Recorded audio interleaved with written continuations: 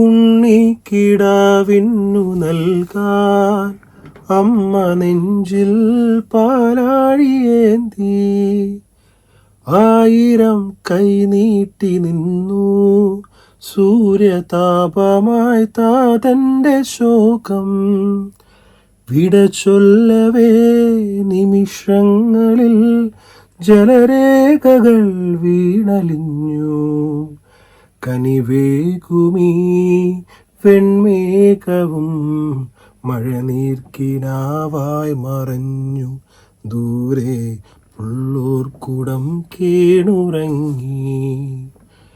കണ്ണീർ പൂവിൻ്റെ കവിളിൽ തലോടി ഈണം മുഴങ്ങും പഴം പാട്ടിൽ മുങ്ങി.